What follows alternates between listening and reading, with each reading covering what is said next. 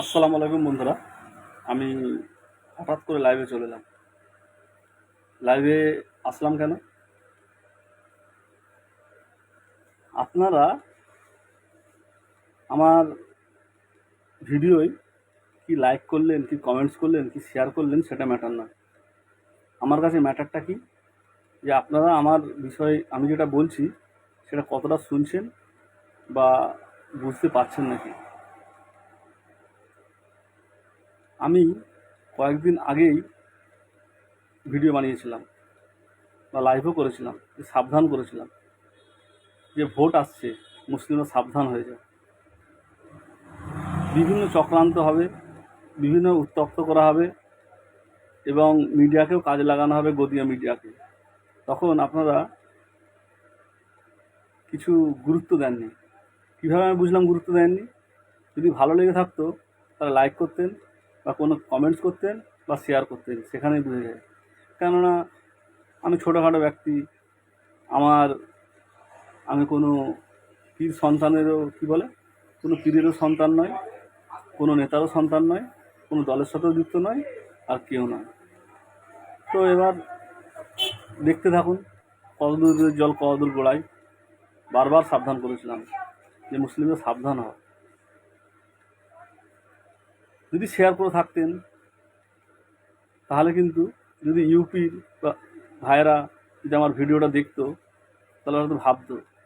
এখন বুঝতে পারছেন তো আইলাম মোহাম্মদ নিয়ে সাল্লাল্লাহু সাল্লাম যে কতটা এখন সোশ্যাল মিডিয়ায় বা মিডিয়া হইচই করছে।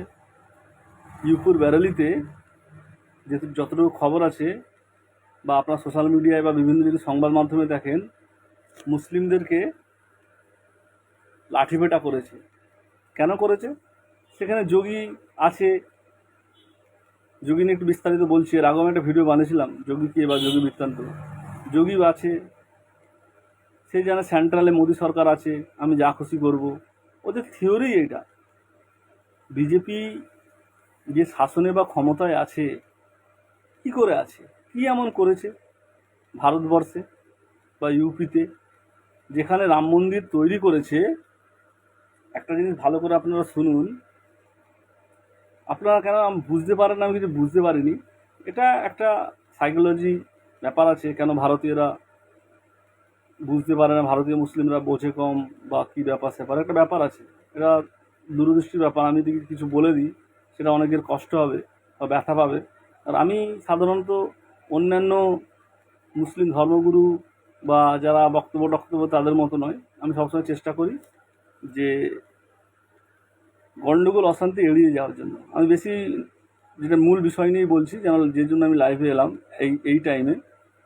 দেখলেন তো শুরু হয়ে গেল ধর্ম।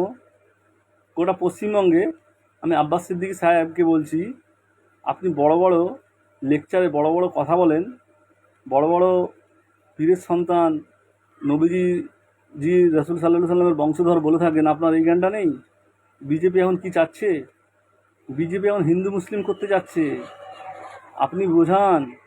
তারপর ইউপিটা ধরছি, আপনিও র্যালি করছেন যে আইলাম মোহাম্মদ সাল্লাল্লাহু সাল্লাম। আমাদের প্রমাণ করতে হবে আমরা নবীজিকে কতটা ভালোবাসি। আমাদের এটা বলতে হবে। আমার সৃষ্টিকর্তা আল্লাহ রাব্বুল আলামিন যে নেতাকে, শেষ নেতা যে রাসূল সাল্লাল্লাহু সাল্লাম যে পাঠিয়ে দুনিয়াতে, আমরা কতটা ভালোবাসি, কারোর কাছে প্রমাণ দিতে হবে? প্লাকার্ড করে তৈরি করে ব্যানার করে রাস্তায় টাঙাতে হবে? আমি যে কী করে বোঝাবো, মাথায় আমার হাত দিয়ে এতটাই খারাপ লাগছে বলতে, যে কী করে মুসলিম জাতি বুঝবে বা এই চক্রান্ত। আজ এই মুসলিম জাতিকে গাইড করার মতো একটা নেতা নেই। সবাই নিজের স্বার্থের মতো চলছে, যে স্বার্থ চরিতার্থর দিকে এগোচ্ছে। যে এটা বলার মতো কেউ নেই যে বিজেপির এটা প্ল্যান যে তোমরা আইলাম মোহাম্মদ করে থাকো। এর ফাঁকে বিহারে 1 টাকায় আদানিকে 10,000 20,000 একর জমি দিয়ে দেওয়া হবে, মূল্য বৃদ্ধি করে দেওয়া হবে, দাম বৃদ্ধি করে দেওয়া হবে। এখন ভোট, আপনার এই জ্ঞানটা নেই? বিহারে বিধানসভা ভোট, তারপর পশ্চিমবঙ্গে ভোট, তারপরে ইউপিতে ভোট। আজ কি হলো? চারিদিকে যখন জড়িয়ে পড়ল বিভিন্ন ইস্যুতে, জিএসটি বুক ফুলিয়ে করলো মোদী সরকার, যে আমরা জিএসটি করে দিচ্ছি, এই হয়ে যাবে সেই হয়ে যাবে। 2000 নোটের মতো বাতিল করা হলো, আবার জিএসটি দর কমানো হলো। এইসব তো ইস্যু। আমরা সেকুলার দেশে বসবাস করি, অবশ্যই আমাদেরকে, আমাদের মুসলমানদেরকে কারোর কাছে প্রমাণ করতে হবে এই বিজেপির কাছে যে আমরা আমাদের রসুলকে কতটা ভালোবাসি, আমাদের নেতাকে কতটা ভালোবাসি। তার একটাকে কয়েক হাজার, কয়েক লক্ষ লক্ষ, কোটি কোটি মানুষ জীবন দিয়ে দিতে পারে। আমি এর বিরোধিতা করছি না, এটা বিজেপির ট্র্যাপ, যে ট্র্যাপে সাধারণ মূর্খ পিছিয়ে পড়া জাতি, এই জাতির দোষ নয়, এই জাতিকে শিক্ষা, স্বাস্থ্য, চিকিৎসা বিভিন্ন ক্ষেত্রে পিছিয়ে রাখা হয়েছে এবং ট্র্যাপে ফাঁদ দেওয়া হচ্ছে। এবং তার সাথে সাথে কিছু কিছু মুসলমান আছে যারা এইসব ভুল ভ্রান্তি করছে। পশ্চিমবঙ্গে ছেড়ে দিন, পশ্চিমবঙ্গে একটা সেকুলার দল, টিএমসি দল চলছে, ধর্মনিরপেক্ষ দল চলছে, তাই পশ্চিমবঙ্গে আপনি যতই লাফালাফি করুন কিছুই বলবে না। আজ ইউপিতে দেখুন কি হচ্ছে বা কী করছে, দেখতে পাচ্ছেন যোগী কি বলছে। আমি পার্সোনালি বলছি না, যোগী বলছে কি কুচল দেঙ্গে, বুলডোজার এইসব বলছে। আপনি একটা কথা বলুন, যোগীর কি ক্ষমতা আছে? আজ মুসলিমরা যদি সচেতন হতো, জ্ঞানী হতো, বুঝদার হতো যে কী ধরনের এখনও আজ 79-80 বছর দেশ স্বাধীন হয়েছে, যদি আমাদের মুসলিমদের এই জ্ঞানটা না থাকে, আমরা যদি ধরতে না পারি যে রাজনীতি হচ্ছে আমাদেরকে নিয়ে, পলিটিক্স হচ্ছে, আমরা যদি শান্ত হই, আমরা যদি নম্র হয়, ভদ্র হয়, আমরা চুপচাপ থাকি, তাহলে এই বিজেপির রাজনীতি কেরিয়ারই শেষ হয়ে যাবে। আমি বারবার বলে আসি, বারবার বলছি যে মুসলিমদের কিচ্ছু করতে হবে না এই বিজেপিকে আটকানোর জন্য। শুধু আল্লাহর কাছে দোয়া করতে হবে, শান্ত হতে হবে, নিজের নাফসকে কন্ট্রোল করতে হবে, কোনো প্রতিবাদ কিছু করতে হবে না। আজ আমরা প্রতিবাদ করে কি করব? পশ্চিমবঙ্গে আপনি গণ্ডগোল অশান্তি করবেন, তখন শুভেন্দু বলবেন দেখেছেন তো মমতা খালা, মমতা ফুপু কিছু বলছে না, এরা যা খুশি করছে, তো রাজনীতি করবে।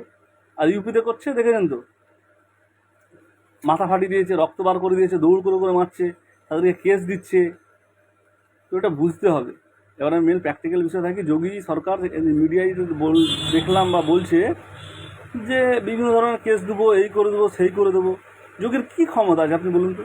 যদি কী করে এসছে এই যোগী, ইউপির যে যোগী আছে, আমি তার বিরুদ্ধে কোনো নেগেটিভ কথা বলতে যাচ্ছি না, এটা বাস্তব প্র্যাকটিক্যাল। যিনি একটা যোগব্যায়াম ভালো করে এক পায়ের উপরে পা দিয়ে দাঁড়াতে পারে না, তিনি মুসলিমদেরকে ধমকি দিচ্ছে দেখে নেবো, করে নেবো, মেরে দেবো। তার কাছে কী আছে? তার কাছে এটাই আছে, রাজনৈতিক ক্ষমতা আছে, মোদিজির মাথায় হাত আছে, এবং হিন্দু মুসলিম করে করে করে করে নিজের পপুলারিটি বাড়িয়ে তিনি আজ দেশের প্রধানমন্ত্রীর সমর্থনে, অমিত শাহর সমর্থনে একটি রাজ্যের যেখানে মুসলিম প্রচুর বসবাস করে তার মুখ্যমন্ত্রী হয়ে বসে আছে। এবং কি করছে? অকারণে, যেখানে শান্তিপূর্ণভাবে, এক মিনিট পাখাটা,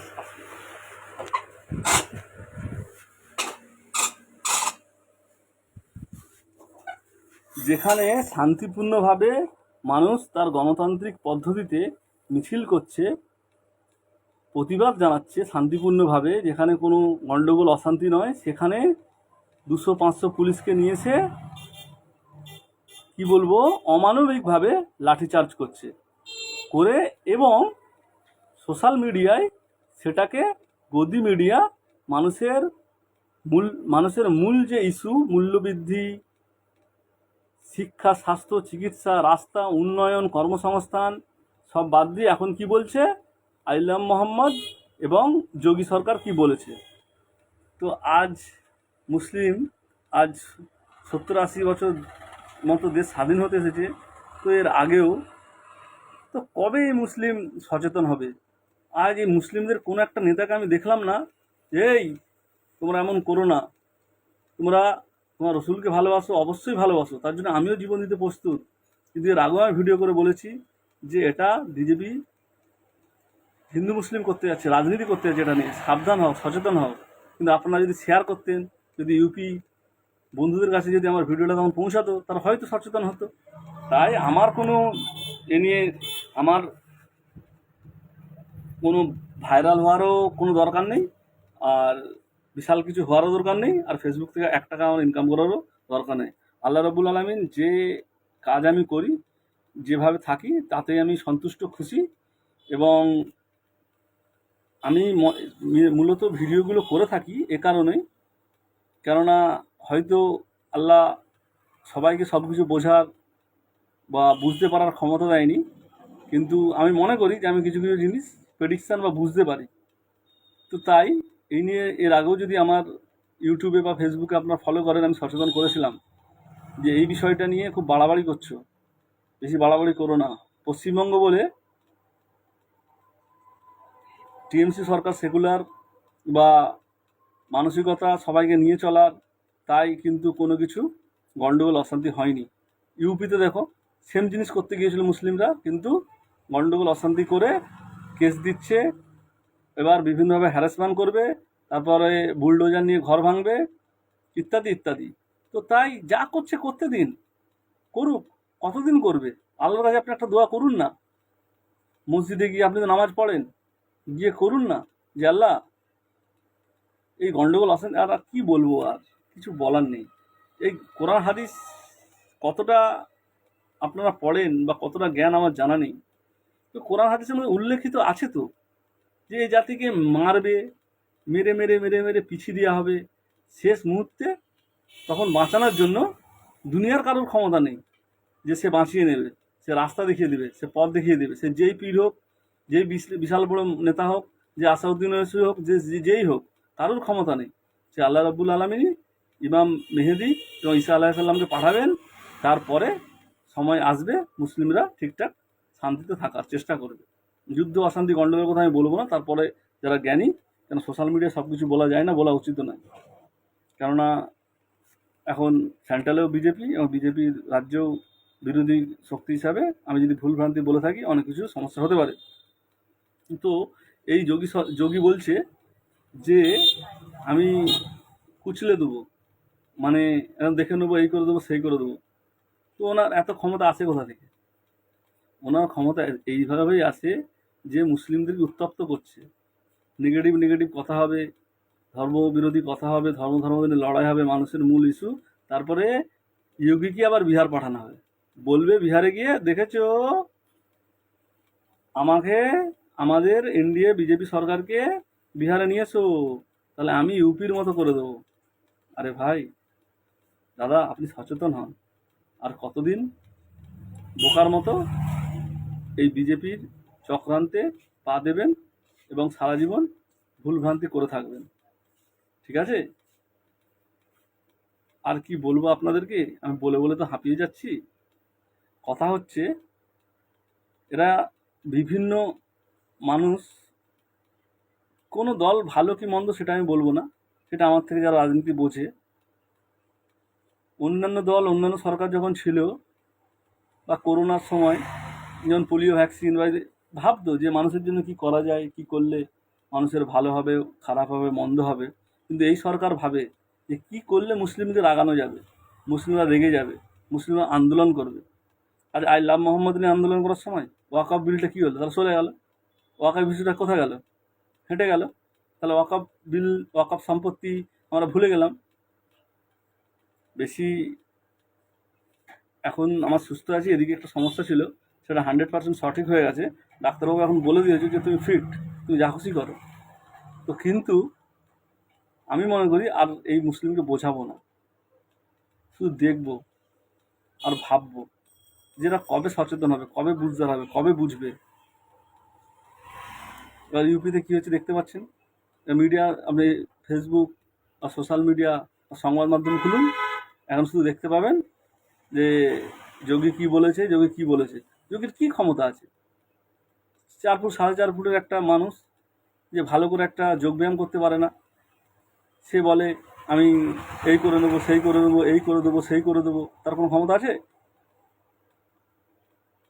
তো মুখের ভাষায় উত্তপ্ত করে, আর আমরা উত্তপ্ত হয়ে আমরা নেগেটিভ নেগেটিভ কথা বলি, বলে তাকে হাইলাইট করি। হাইলাইট করে সে তোমার আমাদের যারা কট্টরপন্থী হিন্দু ভাই বন্ধু আছে, সবাই তো নয়, আমরা সেকুলার বসবাস করি, দেশে বসবাস করি, বিশ্বাস করি, সকল নয়, কিছু কিছু কট্টরপন্থী আমাদের, যারা শিক্ষার অভাবে বা সচেতনতার অভাবে, কিছু কিছু আমাদের হিন্দু বা মুসলিমও কিছু বন্ধু আছে যারা তাদেরকে শাবাশি দেয় এবং উৎসাহ হয়ে তাদেরকে বড় নেতা বানায়। তো এই জন্য দায়ী কে? এর জন্য কে দায়ী? এর জন্যে এই যে পীর আছে না, সকল পীর নয়, কিছু কিছু যে পীর আছে, মুসলিমদের বড় বড় আলেম আছে, নেতা আছে, পশ্চিমবঙ্গের জ্ঞানী জ্ঞানী।